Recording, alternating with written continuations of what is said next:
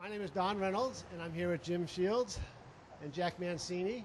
So, Jack, what was the best part of building this car? What was the most fun that you had on this car? Not the 36 hours you spent all night last Thursday night, but what was the best part? The best part was watching this car come to life in the body shop. Back in Rhode Island, we have a shop, and it's mostly Mopars in there. But to see this car be dismantled and then go into body and have this new life restored into this car was tremendous. And then when I went into the paint booth, after we discovered what the appropriate color was for the body, and to see that come to life was just extraordinary. It was extraordinary.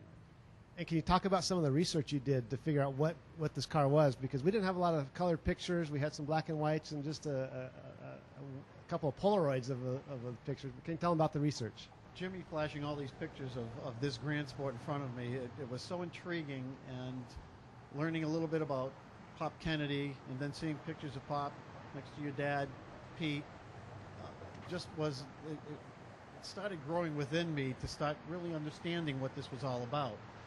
Jimmy and I did a tremendous amount of research. We were calling people all over the place. One of the first folks that we talked to was Spence Lyon, and talking to him, he was an inspiration in himself, and through him we were able to get through to other folks. Then information from you, pictures started coming from you, Don, and everything that allowed us to expand the knowledge that we had to a point where we believed we had captured what this car truly looked like in 1965 and 1966. And with some of the colored photos that you sent to us, it gave us a full awareness of what this car really needed to look like. And we worked very diligently over the last five and a half months, and here we are. Jim, what was the hardest part to find? You know, what was it? One of the emblems, or what was the hardest piece to find? Well, when we first got this body, there was a lot of pieces missing, and I had some in my collection that I had to put towards to get this car done.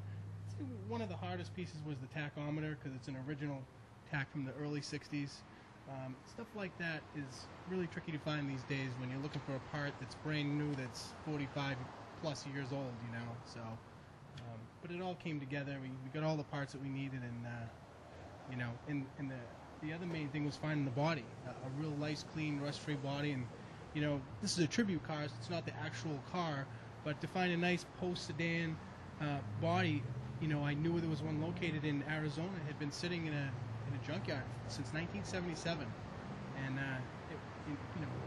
it was basically, the interior was cooked out of the car from sitting in the heat, and some of the parts that we got, we were just lucky to get.